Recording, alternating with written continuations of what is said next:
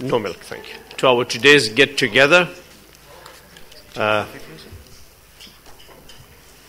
was here not so long ago, and I believe in the same room we had a conversation. This trip of mine to India was initially designed to only go to Pune and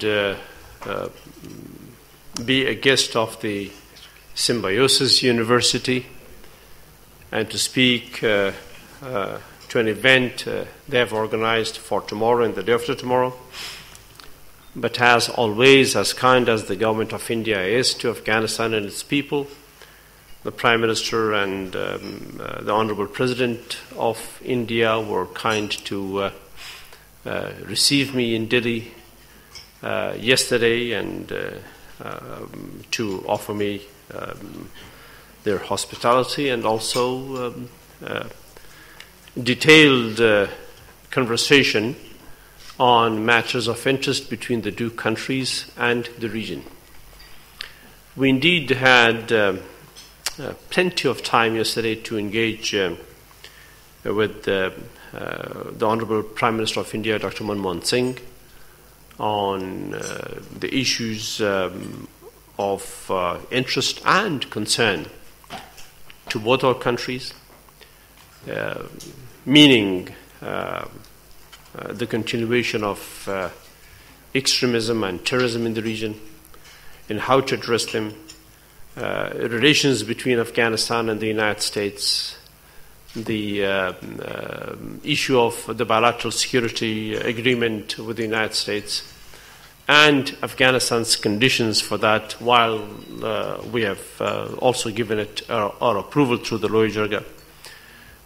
Assistance from India to Afghanistan, especially in the military field of training and equipment that Afghanistan needs. We had, especially on the last issue, support to Afghanistan from India to our military in training and equipment was very productive and resulted in satisfaction for the Afghan side. We also had a very detailed conversation on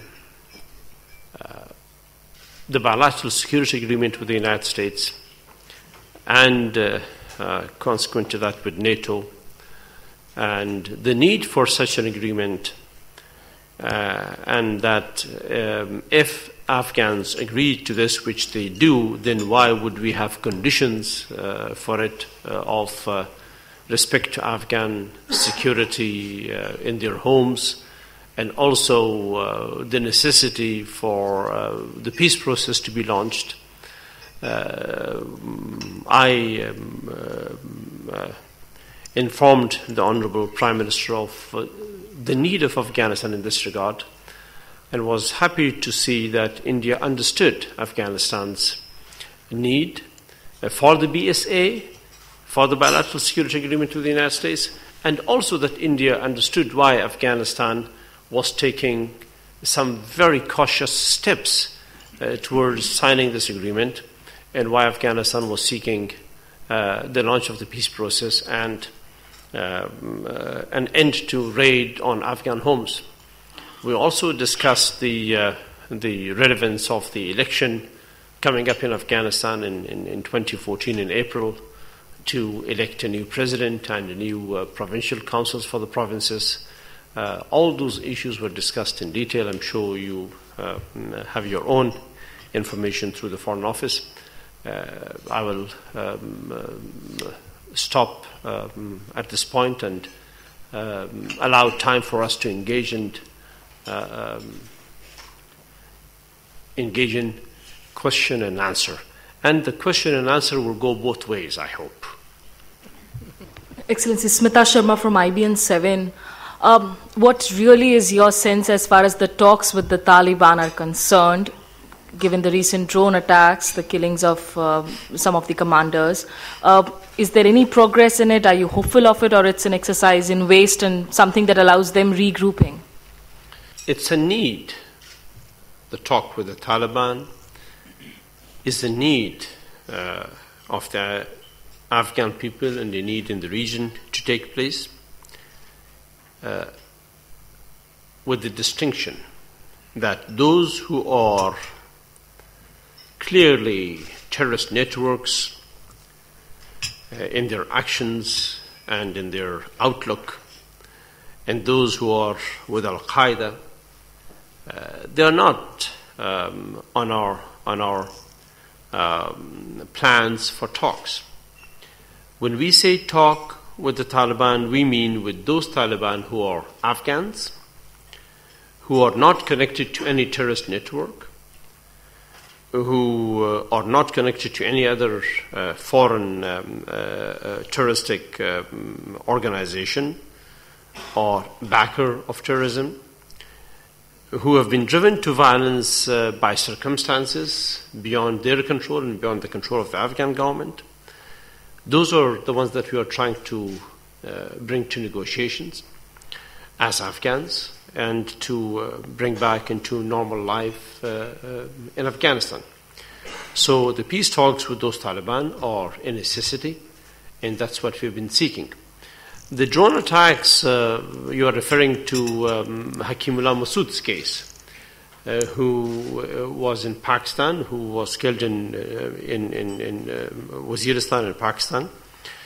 He was killed just a day before they were supposed to launch peace talks with the government of Pakistan.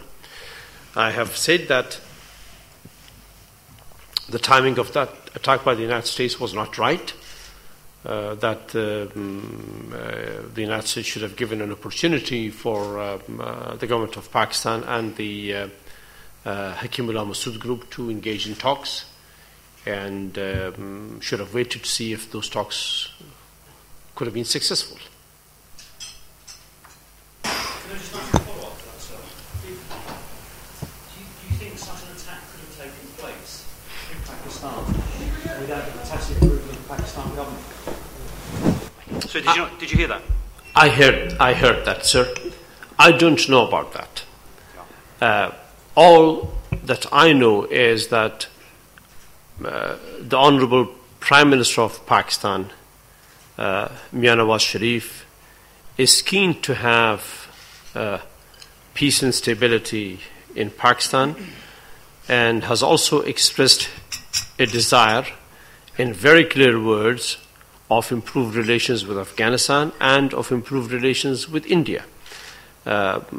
So I know of his desire for peace and recognition that terrorism, the way it expanded in Pakistan, is also now affecting Pakistan in a very serious way. That's what I know. And I mean, so in that sense, do you think it was sabotage on the part of the United States? Was it an attempt to sabotage the peace talks? Well, now you're trying to draw me into controversial remarks, and I'm quite able in that. But I wouldn't go that far. I say in that case, if you wouldn't go that far, how would you characterize what the US did? I'm not going to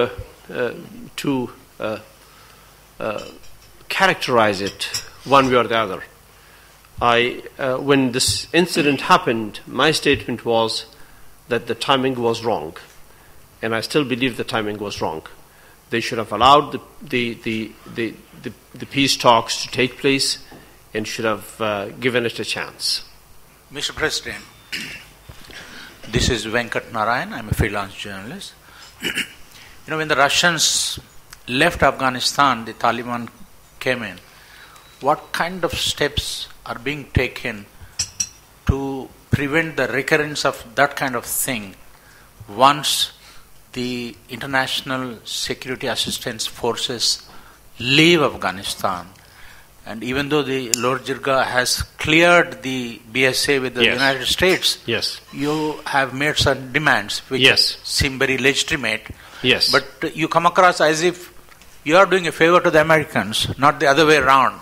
The kind of demands you're making. Yes. What is your explanation and how do you defend what you... Yes. Thanks. Well, the instability and turmoil and the unfortunate consequences of that for Afghanistan after the Soviet withdrawal,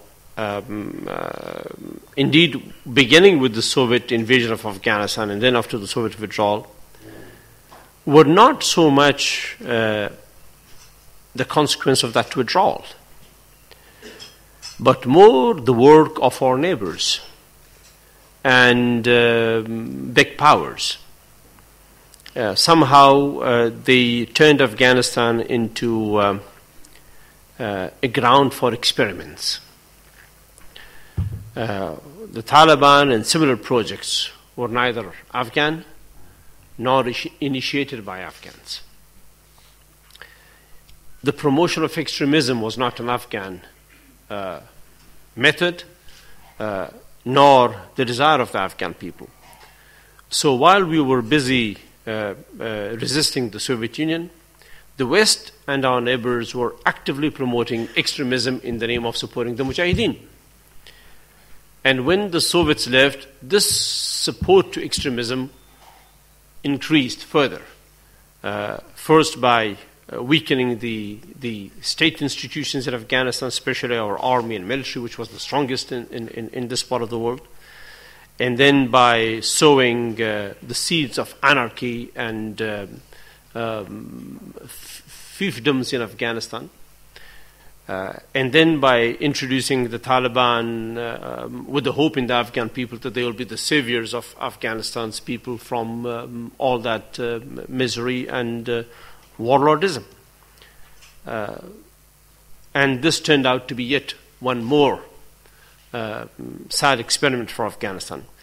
So if we have a region that is wiser, and especially with what is happening in Pakistan today, the extremism and the violence there affecting our brothers and sisters in Pakistan, I hope wisdom has arrived in all of us not to play with such dangerous ideas and means.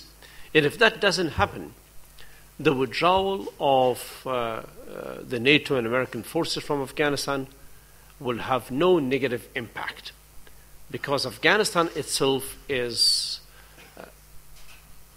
learned better and will work towards a quiet and prosperous region. Now, as I said in the beginning,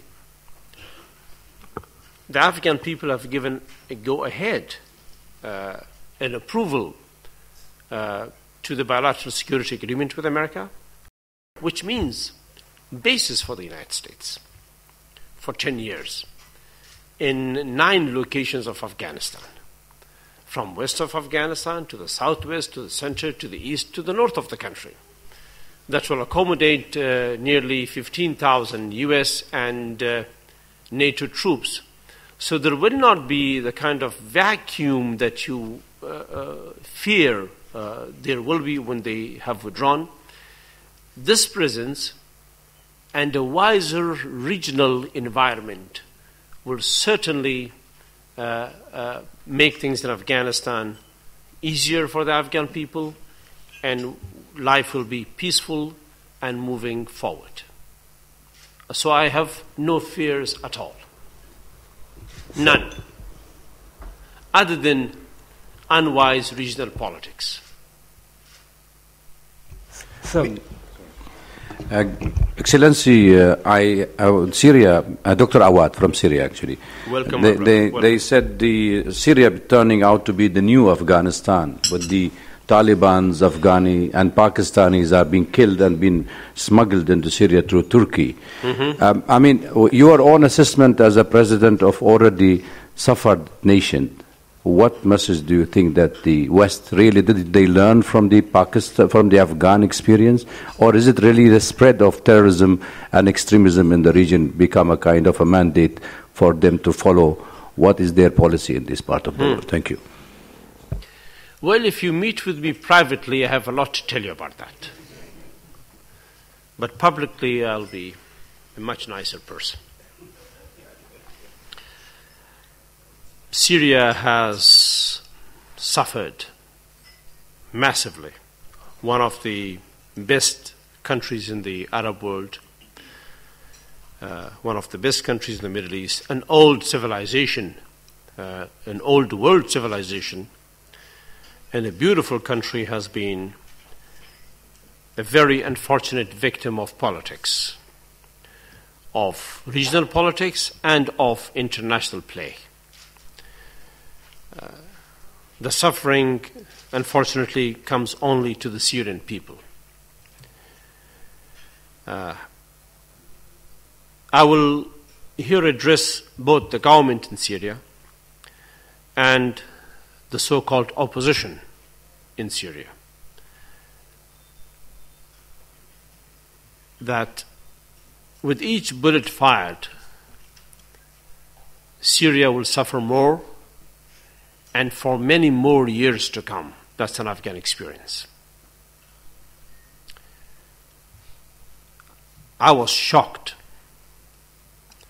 to see on television a Syrian opposition fighter firing rockets into a building and then saying Allahu Akbar. How can you raise the name of Allah and kill people? Firing an RPG into a building where people lived and then saying Allahu Akbar. They should know, the Syrian opposition, that the destruction of their own country is only helping those who want to benefit from turmoil and misery in Syria.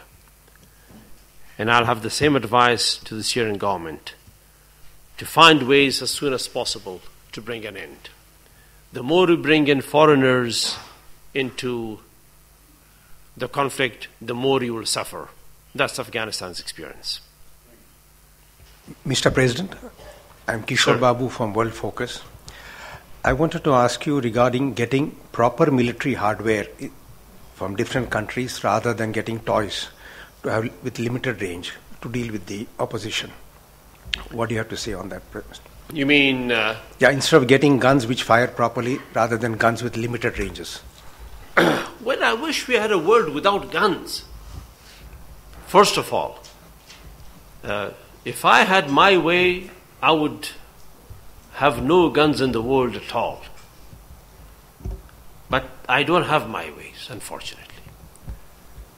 And as far as military hardware is concerned, Afghanistan needs them, and India and other countries are helping. So we hope that we will have an army that will be able to defend Afghanistan on its own resources and through its own sons of the Afghan soil. Thank you, Mr. President. And towards that objective, towards that end, we are being helped by our friends. Thank you. President Karzai, this is Suhasini Heather from CNN IBN. I wanted to ask you, you discussed the BSA with Prime Minister Manmohan Singh. Did Prime Minister Manmohan Singh urge you to sign that agreement at the earliest? And if I could ask you, you have in the past week spoken about threats coming from the United States to sign the agreement at the earliest.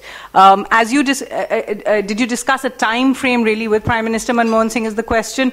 And are the threats from the United States actually one of the reasons why that's being delayed? You know, ma'am, that Afghanistan and India have a deep strategic dialogue on all issues. My meeting yesterday with the Honorable Prime Minister of India was indeed an in-depth dialogue on the BSA and on the Afghan conditions for signing the BSA. We discussed in detail. Of course, India believes that having a continued U.S. NATO presence in Afghanistan in a limited way, in limited numbers, beyond 2014 is good for Afghanistan. It fills a certain vacuum in the country of resources and of bringing to Afghanistan in a larger way a sense of stability, which is true, which the Prime Minister and I agree on, which the Afghan Loy Jargah has also agreed on and approved. We also discussed why we need to have the peace process launched before the document is signed, and why we need to have complete protection for Afghan homes from American attacks and the protection of our civilians before it is signed. So the Prime Minister and I agreed on all issues, on the need for the BSA and on the need for the Afghan conditions to be fulfilled. Therefore, it was an environment of the two of us in complete agreement on issues. The threats, when a certain U.S. official tells you that if you don't give us the BSA, your country will go to civil war, that's a threat. Or when they say peace will start only after you have signed the agreement, that means they are in charge of peace. So we cannot interpret it any other way. But then we also know that Afghanistan, as poor as it is, as troubled as it is not a country that takes threats. And I told that official of the United States that, well, he referred to our poverty. And I told him that poverty may be strength as well. We don't have much to lose. So let me repeat, ma'am, for the purpose of clarity. We do believe that the BSA with America is in the interest of Afghanistan. And the Afghan people have given it their approval. But we also believe that peace and respect to Afghan homes and the protection of Afghan civilians, in other words, the launch of the peace process, and the protection of Afghan civilians is an absolute prerequisite. Can I just ask a follow-up to that, please? Yes, ma'am. Critics of your approach to the BSA have said that you're risking the Americans walking away and just completely the zero option.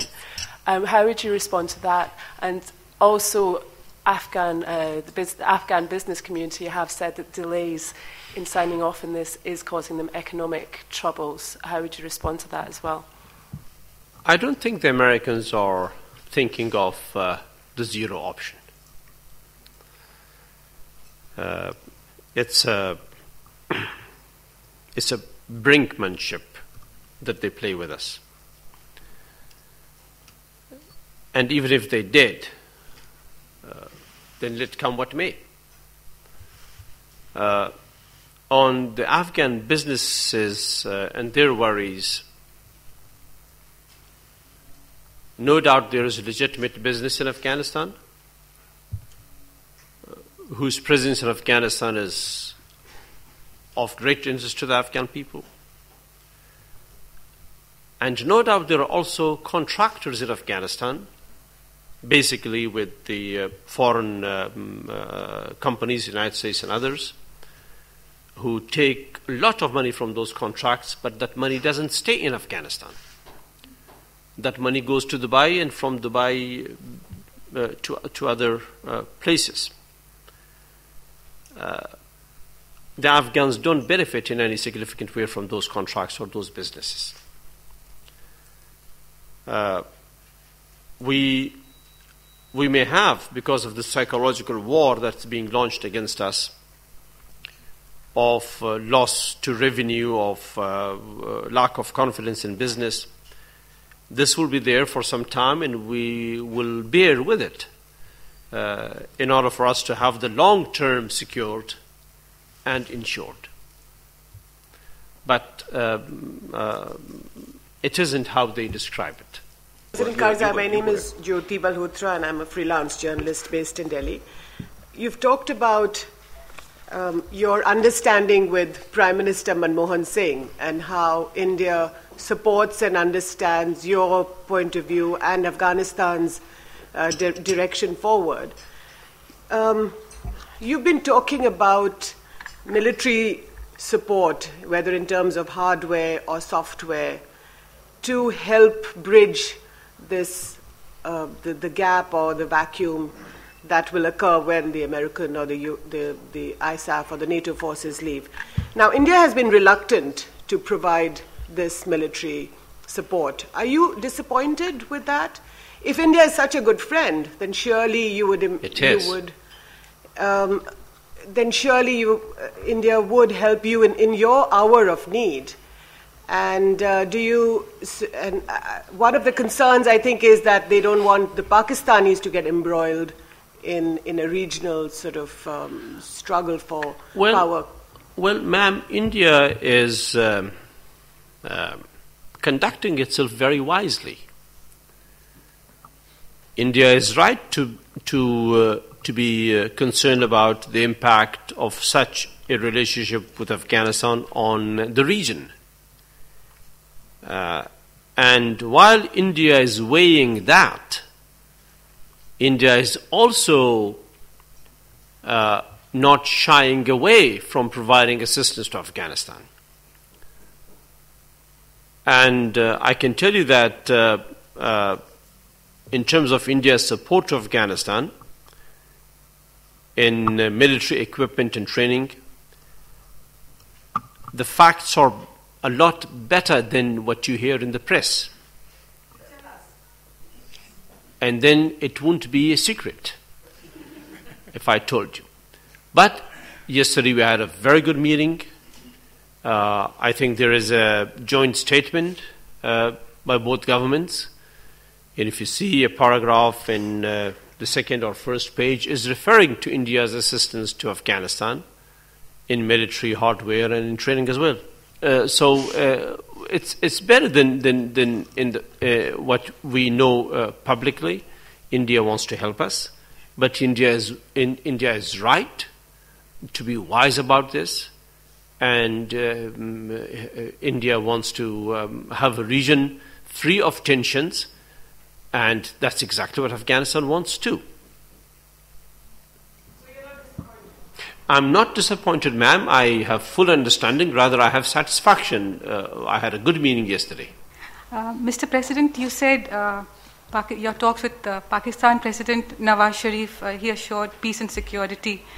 But how far do you, keeping in mind the background of what happens, how far do you believe in that they will go forward in helping in the peace process with the Taliban? Prime Minister Nawaz Sharif has definitely been interested in improving relations with both countries that are neighbors with it, India and Afghanistan. I visited Pakistan just 2 months ago, and Prime Minister Nawaz Sharif visited Kabul a few days ago, where he has made a promise to the extent that the institutional order allows it in Pakistan. That promise has been fulfilled by Prime Minister Nawaz Sharif. I don't have any doubts, rather I should say, put it this way, I have confidence in his sincerity. And that's what I also feel is the case in India towards him. So let's hope that given his Prime Minister Nawaz Sharif's intentions, because he recognizes Pakistan's difficulties, he has a full recognition of the problems there, of the suffering and of the problems. And those difficulties and the suffering will only go away where there is friendship between the three countries and cooperation. And that's a great sign ahead of us that we consider our objective and to move towards to. Yes. You mentioned poverty, you mentioned business. Among other milestones, next year it will be Afghanistan's 35th year as an economy dependent on foreign aid. Mm-hmm. You've got many projects lined up, Haji Kak, Ainak, Northern Areas Hydrocarbons, Warm Weather Port of Chaba, Tapi. What are your plans in this regard? Full speed work on all the projects.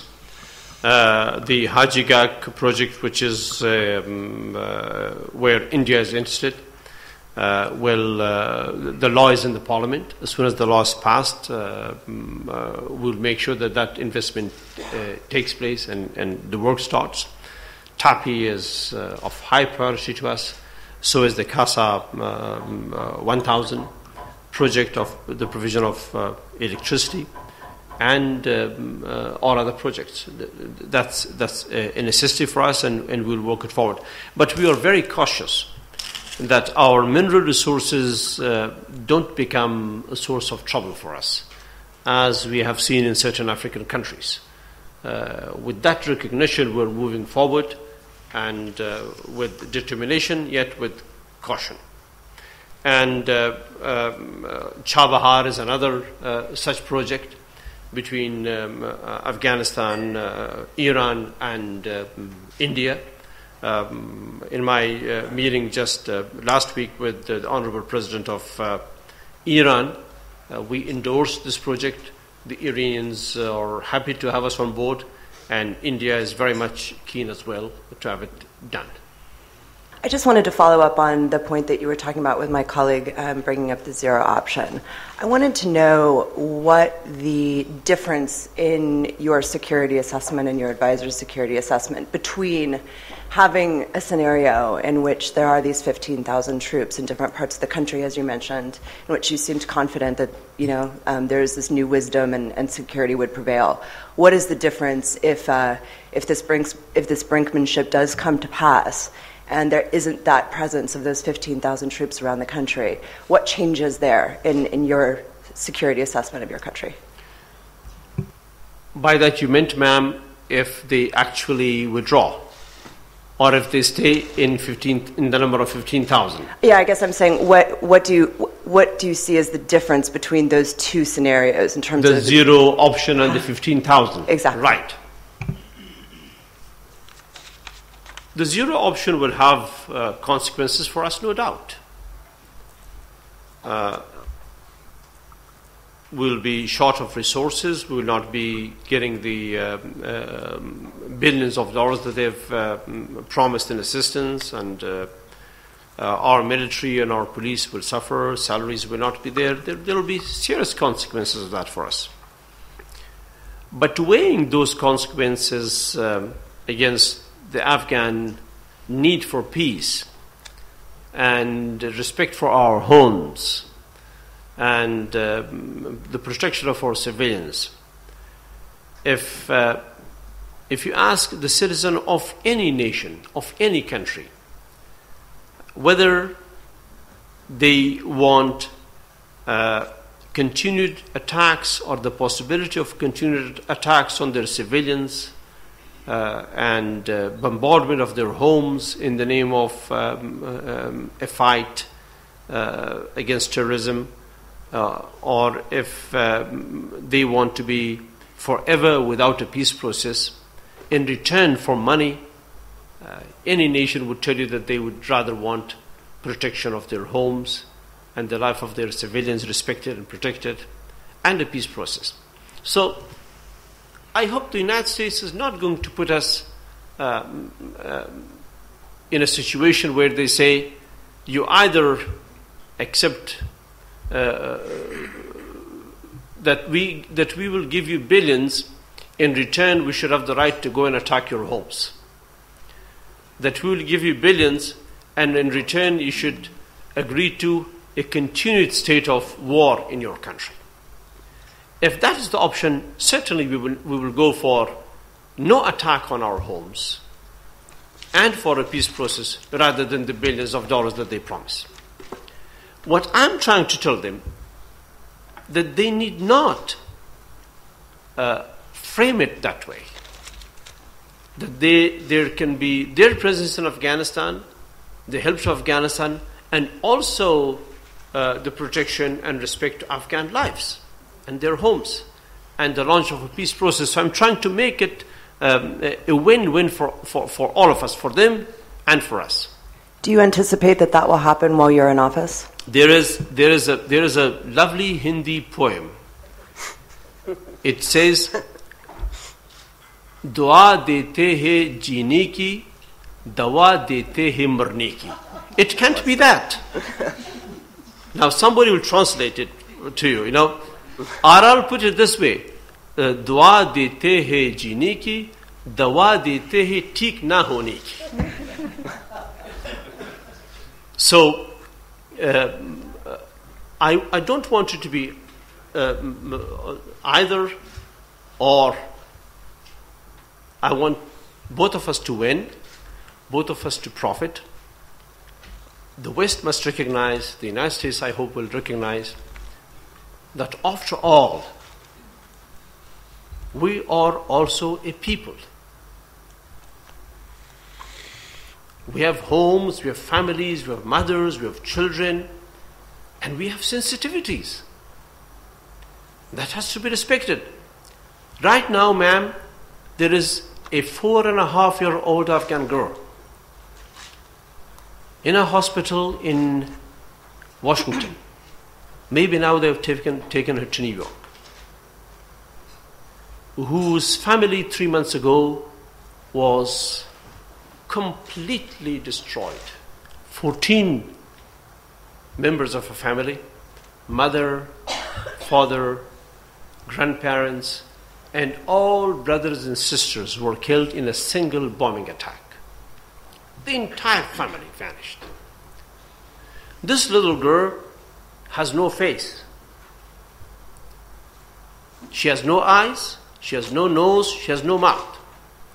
She's completely gone in here, and no arm. I went to see her in the hospital. When I stood watching her, I really felt, I told God, God, why have you kept her alive? What life would she have without a family, without brothers and sisters, and without a face? And I asked the doctors, will this girl have a face ever? They said, well, not really a face. And I have been pleading with America for years to respect Afghan homes. They told me that there was a Talib that they were looking for. Well, there are hundreds of Taliban there. How can you have the right to kill an entire family in the pursuit of a Talib that you think is sitting in the same bus or in the same truck? It is this that I want to stop. And I hope you as Western journalists will convey this to the Western audience. That people suffer, children suffer, in a hugely tragic way. Sir, if I could just follow up on that. You mentioned the two conditions. I'm wondering if you could elaborate on what exactly you're looking for. Are you looking for changes to the text of the BSA? President Obama had sent you a letter trying to reassure you on raids of Afghan homes. Was that not sufficient? What exactly, do you want the Americans to do to meet those conditions? Yeah. The letter is very good. It's a very, very complete letter. The letter tells me that the United States will respect Afghan homes just like they respect their own homes. Now, in pursuit of a bad person, the U.S. does not bomb its homes. Just 3 days after I received that letter, the United States, in pursuit of a supposed Talib on a motorbike in a remote part of the country, went and bombed a house where they killed a 2-year-old boy, critically wounding the mother and another woman. They don't do that in America. So when President Obama writes to me to say that they will respect Afghan homes like their own homes, he should prove it. It's not been proven yet. So are you looking for, what would meet those conditions? Would another letter? Would a change to the No. BSA text? What are you looking for? Work on the letter, implement the letter.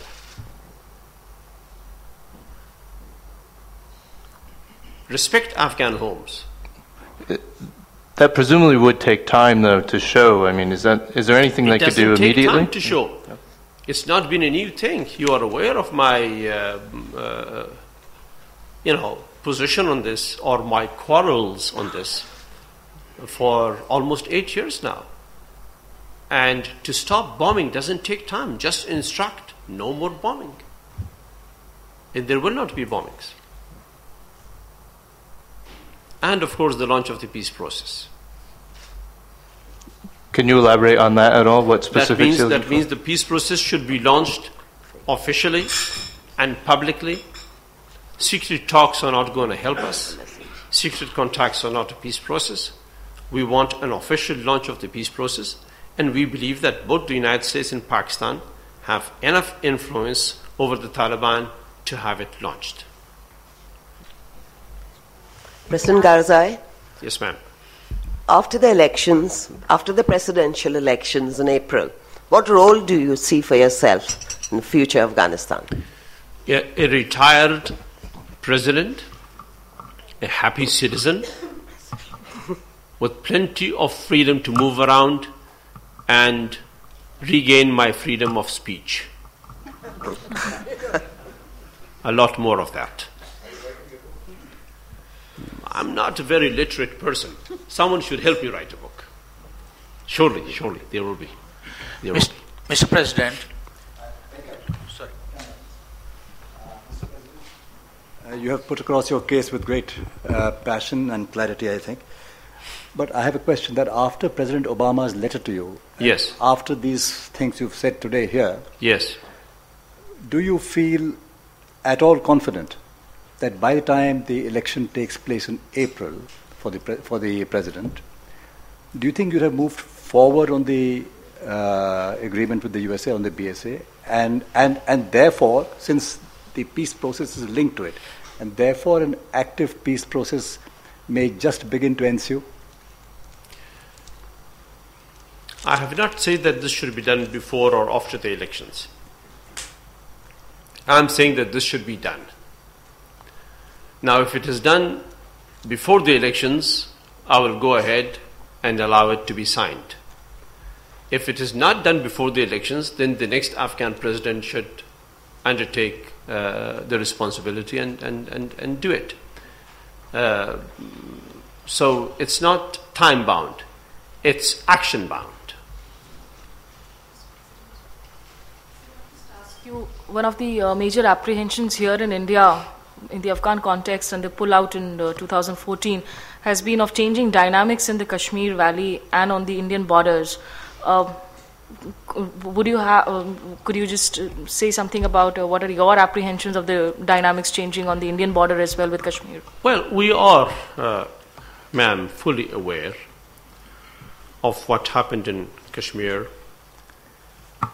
We are also fully aware of what happened in Afghanistan. The purpose here is twofold. One, that India and Afghanistan will make sure that we are not victims of terrorism by using all the means available at our hands. Second, that the two countries, and hopefully together with Pakistan, now that we know Prime Minister Nawaz Sharif is very keen on improving relations, will find an environment in the region, especially between the three countries of Afghanistan, Pakistan, and India, to move forward in a manner where nobody will need to rely on extremism for the pursuit of a purpose. President Karzai, can I ask a question? What are the steps you are taking at the social and cultural level to root out this extremist ideology? Great strides, ma'am, in education and social upliftment. While I have my disagreements with the United States and the West on the issues of the war on terror, where I believe they're not doing the right thing, I'm very grateful to them, to the American people, and to the Western countries, Europe and America, for what they have provided to Afghanistan in education and in health, and in the enablers that they have provided to us to advance our causes. We have now over 10 million now it is, yes, definitely. Over 10 million of our children are going to school. We have this year had an examination for entrance to our universities where 300,000 people participated, graduates of 12th grade, where we have thousands of students in India. And through you, through the media, I like to advise the Afghan students in India that they must adapt to the way of life here. That if they don't have meat, they accept vegetarian food. That they not try to be all comfortable. A student has to have a difficult life and a hard life. The more difficult, the more enjoyable that life will be. So I heard from my ambassador yesterday that some Afghan students are trying to have an easy life and study. Easy life and studying don't go together. They must work hard and study and use the occasion. So social upliftment, economic improvement, there is considerable economic improvement. Of course, there are also great imbalances.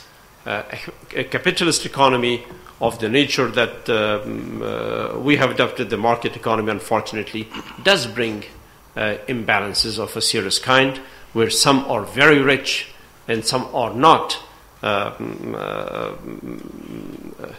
improving their lives as they should be.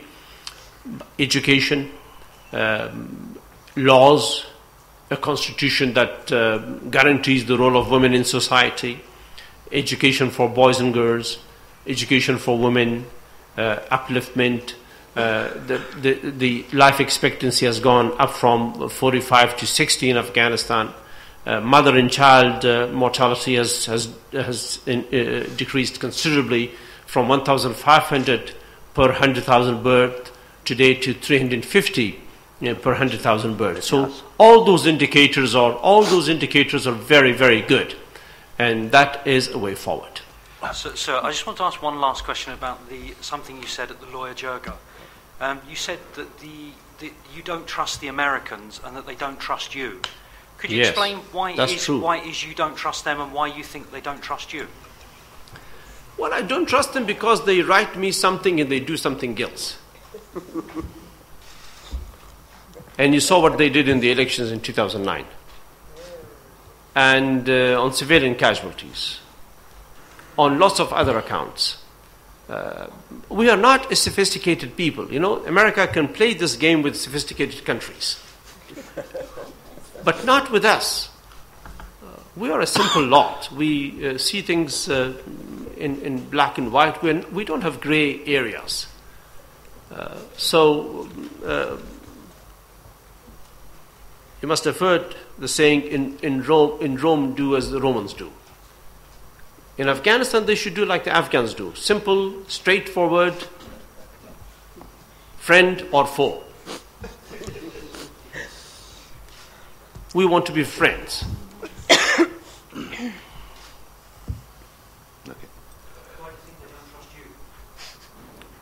Haven't you heard me? All along these years, why should they trust me? Because I have opposed them.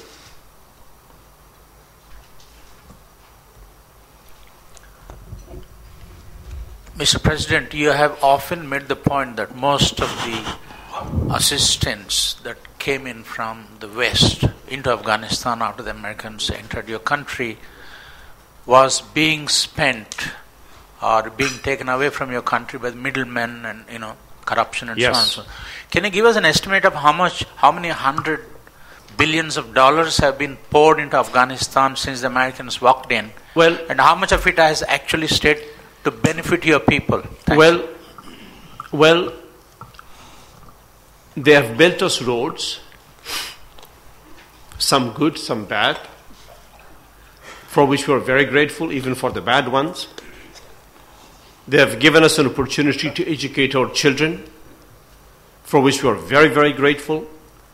They've given us an opportunity to have a better improved health service. Now this means Europe as well.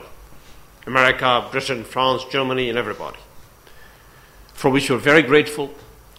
They have raised, by their presence in Afghanistan, the income per capita of the Afghan people. Our revenue system is better. Our GDP is better. From $2.5 billion 10 years ago, today we are at about $22 billion annually. So all those indicators are very, very good. Yes, we have a serious problem where we want to have the economic infrastructure of the country improved and built. For example, dams, water dams, power generation, and irrigation systems, where the money that they brought to Afghanistan could have been spent on those projects, where Afghanistan would have had a tremendous upliftment of power generation and resulting in industry and more jobs for Afghan people. That didn't happen. But our most serious criticism and lack of satisfaction comes at the way they implemented contracts. There is no transparency there. They pick up a few individuals, they give them contracts, and we don't know where that money goes. We have no tax or revenue coming to us on those contracts, and the money is all taken out of Afghanistan. Almost all of it. Almost all of it. No, half. We would have been very happy if they only took half of it. It's all of it going out. All of it. Sorry. President Karzai, you were recently in Iran. Could you give us a sense of, what kind of a role do you see Iran playing in Afghanistan? Iran is a neighbor.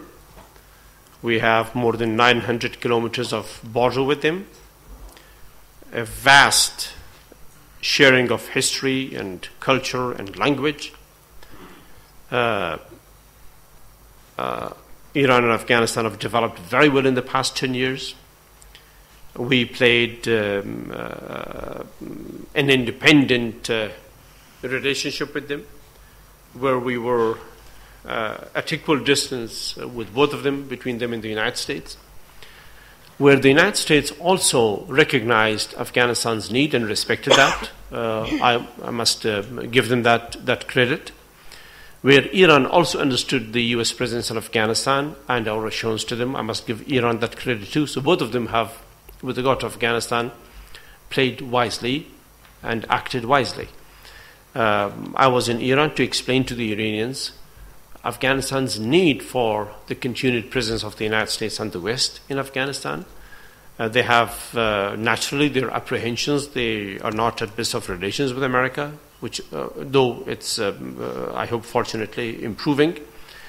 We did reach an understanding with the Iranian government that while the United States and NATO will have bases in Afghanistan, that Afghanistan and Iran can also engage in a strategic relationship. A document is being worked out between the two countries, which I hope will be signed in the coming months. Mr. President. Mr. President. Yeah. Yes, ma'am. In the recent past, there has been an increase in violence against women, with kidnappings and executions of MPs, and there is a fear that this will seriously impact on their participation in the upcoming elections. So, what steps is your government taking to enhance security for women?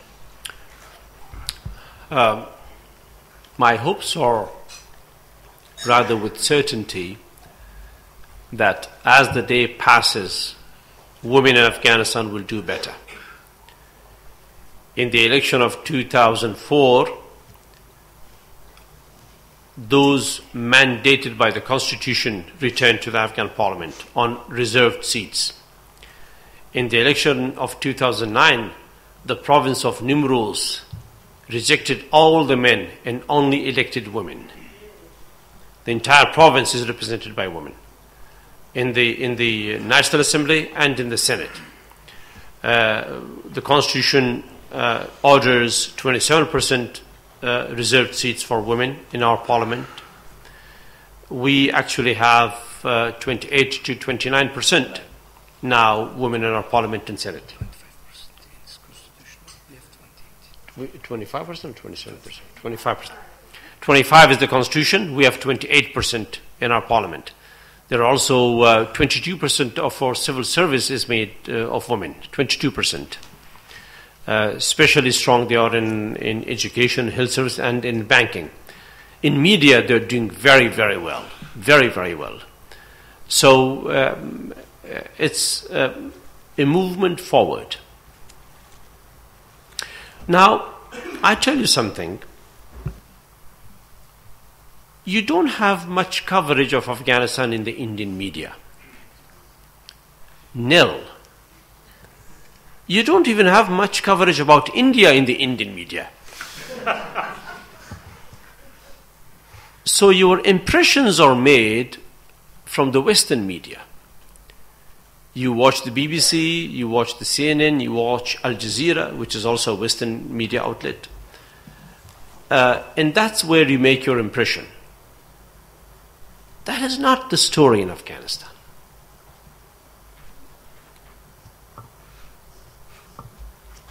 It's a country of 26 million people with a deep culture and history and life. When you get out of the Kabul airport, the first thing that you see is wedding halls. The first thing, wedding halls, where wedding ceremonies take place. The first thing that you see is bright colors of wedding halls and sports and all that. India is a cricket-loving country. We, from nothing 6 years ago today, are in the World Cup. World cricket players. And football, I don't want to remind you. So in education, Afghanistan is a very different story. And thanks to the help of the world and thanks to the help of India in that regard as well. Mr. President, you had mentioned about Char Bahar as an economic project, and it is a win-win situation with trade and transit. But I would like your views on the fact that it is also a very important security project for Afghanistan because it provides them much more flexibility. Exactly. As also, it gives opening in the medium and long term to Central Asia. So my question to you, and since you mentioned that you had met the president of Iran and discussed it, how can we speed up this project? Because actually it is very essential for the future security and stability in Afghanistan. And would it be possible to rope in other partners like the Central Asian republics who are reasonably cash rich in this project? Because in the long term, they will benefit. Absolutely right. This is a very important transit route. It provides alternatives to all countries as well and shortcuts to transit and trade. As I said earlier, we are fully for it. It's also reflected, I hope, in the joint statement between Afghanistan and India. It is there. So it's something that we are encouraging and participating in. Afghanistan has already applied for a piece of land there, where we will have our management structures there for the facilitation of Afghan trade. India has the same desire there, and I hope the Central Asians will join in, and I guess we are going to approach them. You've spoken about the peace process. Could you update us, please, on Afghanistan's contacts with Mullah Baradar and how much hope is being pinned on him to start the peace process? And also, to what extent do you believe that the Taliban's reluctance to speak to you personally has been holding things back? We have asked our brothers in Pakistan to release Mullah Baradar and all other Taliban prisoners, Taliban leaders in the Pakistani prisons. They've been kind to accept us in certain ways. They have been releasing some Taliban personnel and some commanders. Mullah Baradar is the deputy leader of the Taliban movement. He's the number 2 to the movement. So his release will have an impact definitely on the peace process. We are in the process of taking some more tangible steps in this regard, and as time unfolds, we hope we'll have something public to say about that. President Karzai, earlier you... Can we ask? Taliban talking to me? Yeah. The Taliban are all talking to me. They do come and talk to me. They do. Okay. Mr. President, yes, my question is about the Haqqani network. Could you share your stand on it, on a group which is accused of carrying out the 2008 bombing on the Indian embassy in Kabul? It is a terrorist network. Yeah, and would you accommodate the Haqqani network in the reconciliation process? Well, if they renounce violence completely,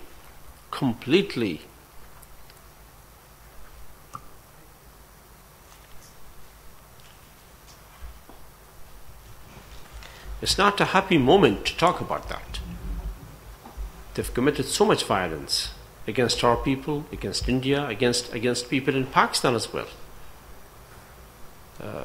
But peace is a worthy cause. You have to have some forgiveness somewhere in order to reach peace. You may not be able to forget their atrocities, but that is conditioned upon them completely renouncing violence and staying away from it.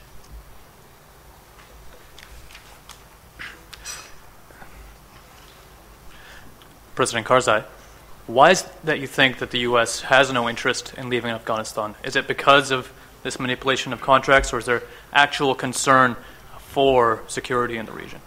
Why has the U.S. no interest in leaving? In leaving Afghanistan? It's not for contracts. No, if they have no interest in leaving, then it's a lot bigger a question than contracts. Could you elaborate on that? You mentioned earlier. Well, you see, how can I elaborate on an issue which is guesswork? I guess you'll have to go and ask the U.S. government on why are they in Afghanistan and why are they so keen on staying in Afghanistan. President So Karzai, Mr. President, a question. President Karzai, I'm Samarth Pathak from Aspen Institute, India. Mm-hmm. I want to know what are the... This is the one from America. No. It's an independent... Aspen. Yes. It's Aspen. It's not the yes, U.S. Aspen, or is it the same Aspen? They have the Indian chapter. Yes. You're an Aspen branch in India. All right. What are the views of the Afghan youth on the changing dynamics in Afghanistan, and what steps are being taken to engage these youth in building a new Afghanistan or a better Afghanistan? Well, they're very dynamic. They're very active. They're educating and putting themselves at better managerial skills, and we have a lot of them here. Mr. Faizi is very much a youth. Rather, he is pre-youth. And then we have Mr. Abdali, our ambassador, youth. Look at the gentleman here, and another youth is here with us, the Minister of Trade. Another youth is here, a senator, Mr. Akhundzada. And here, Mr. Haidari, our Deputy Chief of Mission. It's all youth. The country is run by youth. That's why the older like us are on our way out. Sir, a quick question, in fact. Thank you, ladies and gentlemen. Yes, sir. Last question, please. Mr. President, on a scale 10, between the good and the bad, what do you think what would you give the Americans? Of the good on a scale of on a scale of 10. 10. Between good and bad. Yes. For all what the Americans have done in Yes. Afghanistan, what would you give them? Well,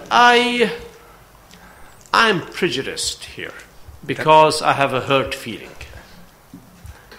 Had they not been so reckless with our civilian population, I would have been very lenient with them. And the moment they stop hurting our civilian population, I will become lenient towards them. Thank you, Mr. Right? Great. Thank you, ladies and gentlemen. Thank you very much. Thank you. Very kind. Thank you. Thank you. Thank you very much. Thank you. All the best, and hope to see you soon.